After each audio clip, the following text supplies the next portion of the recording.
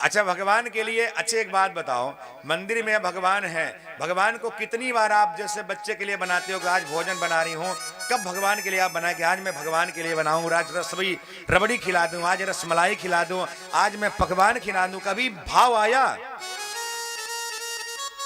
बहुत कम ऐसे लोग होंगे जो कभी भगवान के लिए भाव आ जाके आज मैं केवल भगवान को, और वहां भगवान को जाकर के पलट दे, नहीं, कभी नहीं हो सकता। तो महाराज भगवान को भोग लगाएंगे, जब भगवान खाने भी आ जाना तो हाथ पकड़ लेंगे कहीं। एक सेठ जी थे, उन्होंने जीवन में कभी दान नहीं किया था, बड़े और एक बार वो बल्लभाचार्य जी महाराज के पास गए और बल्लभाचार्य जी के महाराज के पास गए और वहां जाने के बाद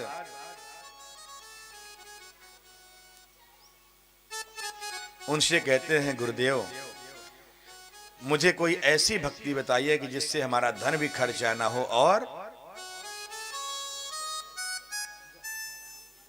भगवान की प्राप्ति भी हो जाए। उन्होंने कहा, हां मानसिक पूजा करो,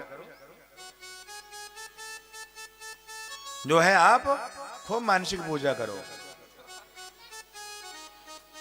हम ये कहते हो ना, फल काटा मत करो, जितना हो उसे बंटवा दिया करो ना, काटने के बाद सब गड़बड़ हो जाता है, जितना हो सब उसे बंटवा दो सबको एक एक। मेरे प्यारे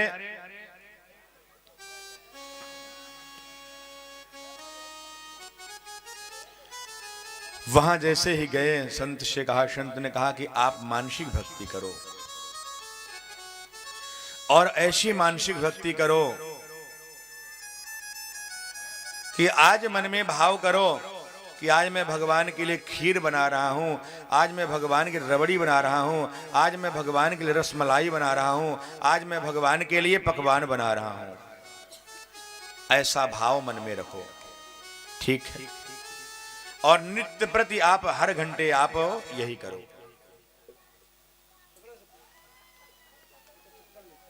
आप जो है धीरे धीरे 5 मिनट 10 मिनट 15 मिनट आप ऐसे ही कर्म करो, ठीक है महाराज? सेठ जी बैठ गए और एक दिन मन में भाव किया, आज मैं भगवान को ये बना रहा हूं, आज ये बना रहा हूं, आज ये बना रहा हूं। भाव से ही बनाते थे। जब भाव से बनाने लगे, एक समय आया, धीरे धीरे 3-3 घंटा बैठने लगे एक आसन पे। और एक दिन ऐसा भाव आया कि आज पूर्णमासी है, आज अपने कन्हैया को मैं खीर बनाऊंगा। और खीर लिए, उसमें दूध लिए, मन में भाव से, मन से बना रहे हैं, भावना से। और सेठ जी बैठ गए और मन में रखा कि महाराज 5 किलो दूध हो गया, 5 किलो चावल हो गया, 5 किलो चीनी हो गई, और रख लिया, अग्नि जला दिए। और अग्नि जलाने के बाद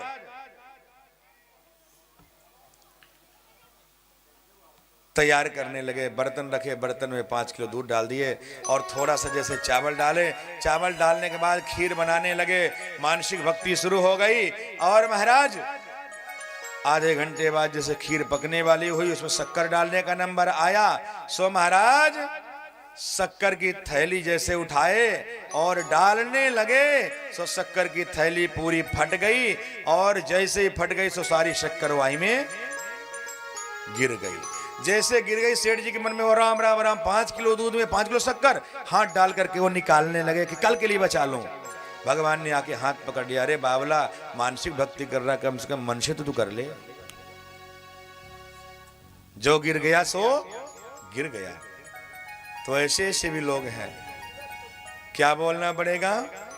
जोर से और जोर से।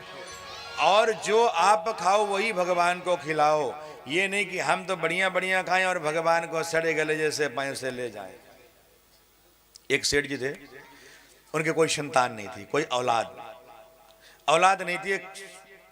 गए मंदिर में शंकर जी के, तो शंकर जी के हनुमान जी का मंदिर था। हनुमान जी पुजारी ने कहा, अरे अष्ट सिद्धि नवनीत के दाता है महाराज।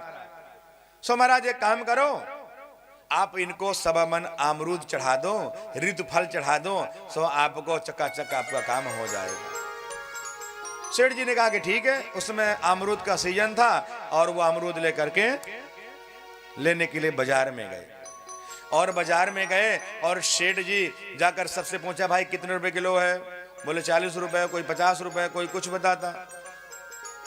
सो महाराज एक के पास गए, बोले भैया दे दो, मंदिर में चढ़ाना है।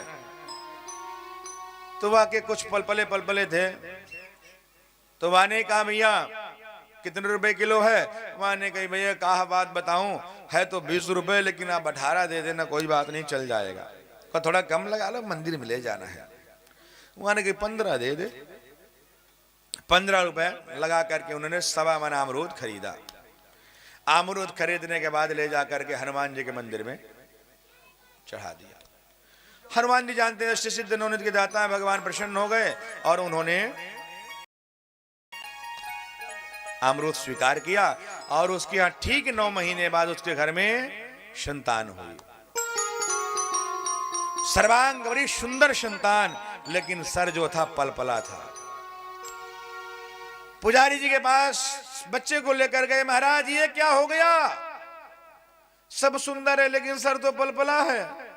बोले तुमने अमरूद कैसे चढ़ाए? तो बोले पलपले। तो बोले पलपला ले ले तू, जैसे तूने चढ़ाया वैसे मिला। तो भगवान के नाम पे जो भी आप अच्छे से भाव से, ये नहीं कि हम अपने लिए तो बढ़िया बढ़िया, भगवान के लिए जैसे पाए वैसे। क्या बोलना पड़ेगा?